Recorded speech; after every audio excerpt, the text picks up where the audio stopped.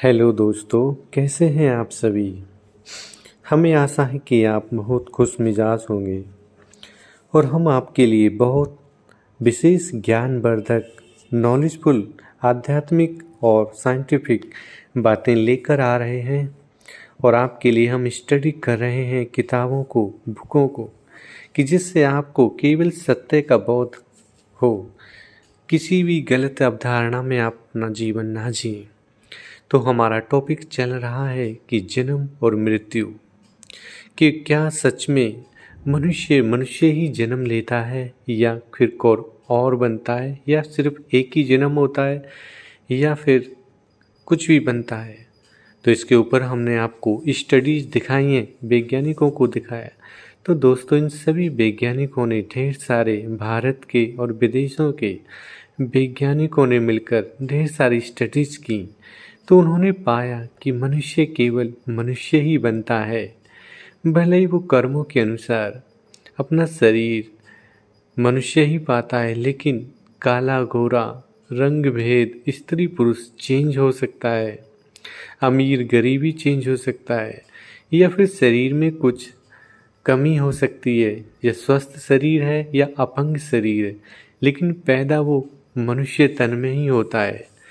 तो ये सारी चीज़ें हैं। और आपने बहुत सारी ऐसी घटनाओं के बारे में टीवी में, रेडियो में, न्यूज़ में सुना होगा कि यहाँ कोई व्यक्ति मर गया तो वहाँ दूसरी जगह जन्म लिया।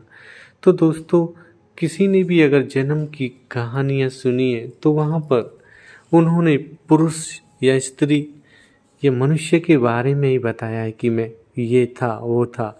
किसी ने आज तक नहीं कहा होगा कि मैं पशु था या जानवर था, क्योंकि मनुष्य योनि केवल मनुष्य ही जीवन में जाती है। बेशक धरती पे अनेकों योनियां हैं, लेकिन हर योनि का अपना अपना विशेष है। तो सर्व योनियों में मनुष्य योनि सर्वश्रेष्ठ है। और मनुष्य जीवन भी सर्वश्रेष्ठ वो कहलाया जाता है कि जिस जीवन में ज्ञान का बोध हो, सर्वोच्च बुद्धि का जो तीसरा नेत्र है वो खुल जाए, सत्य का बोध हो जाए, तो वो जीवन सर्वश्रेष्ठ गाया हुआ है। ना कि मनुष्य जीवन है लेकिन उसको सत्य का बोध नहीं है, स्वयं का बोध नहीं है, और वो उल्टे कर्म कर रहा है, तो वो फिर मनुष्य जीवन श्रेष्ठ नहीं कहलाया जाता। तो दोस्तों, ये कुछ हम आपके एग्जाम्पल स्टडीज़ हैं, जो ये रिकॉर्डिंग आप सुनेंगे, जो हमने बुक से पढ़कर आपके लिए की हैं। और ये सत्य घटनाएं हैं मीनू और इस्माइल रघुनाथ के बारे में। तो आप ये भी सुने। Thank you. बचपन बीतते पुनर्जन्म की स्मृतियाँ भूल जाती हैं। रघुनाथ की पुनर्जन्म की स्मृतियाँ। राजस्थान का सेंद्र मार्केट के पास बाप के कंधे पर बैठा हुआ 3 साल का रघुनाथ अचानक एक औरत को देखते ही अपने बाप से बोलने लगा, देखो वह मेरी औरत जा रही है। उस औरत का पति अहमद 4 साल पहले 1/4/1973 एक दुर्घटना में मर गया था। जांच पड़ताल करने के बाद यह सिद्ध हुआ कि अहमद का पुनर्जन्म ही रघुनाथ है। मृत्यु और जन्म का अंतर 9 महीने।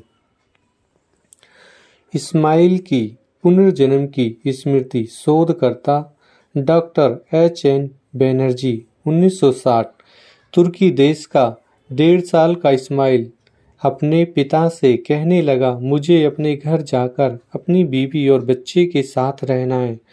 खून हुआ आबिद मैं हूँ, यह देखो मेरे माथे पर घाव का निशान है। इस्माइल पूर्व जन्म का आबिद को अपने गांव ले आने पर वह घर का रास्ता, घर आदि पहचान कर घर के अंदर बैठी अपनी पत्नी से गले लगाकर रोने लगा। अपनी बच्ची को मिठाई खिलाई। उसके बच्चों ने उससे कई प्रश्न पूछकर यह फैसला किया कि इस्माइल अपने बाबा का पुनर्जन्म है। अपने से कर्ज लिया हुआ एक आइसक्रीम व्यापारी को पहचान कर दिया हुआ अपना पैसा वापस देने के लिए कहा। इस घटना के बारे में इससे ज़्यादा जानकारी के लिए राजयोगी जगदीश चंद्र जी द्वारा लिखी गई पुस्तक प्रकृति, पुरुष और परमात्मा का अविनाशी नाटक के पृष्ठ नंबर 26 से 30 पर देखिए। पुनर्जन्म के बारे में कुछ सत्य घटनाएं। दोस्तों, ये ऐसी घटनाएं हैं कि जो सत्य साबित हुई हैं। वैज्ञानिकों ने इनके घर पर जाकर शोधन किया, उन्होंने जो बातें बताई उसको बताया कि वो सत्य है या झूठ है। तो ये घटना हम आपके सामने बताने जा रहे हैं। हत्या से मरी सुधा सिन्हा पुनर्जन्म में मीनू बनकर जन्म लिया।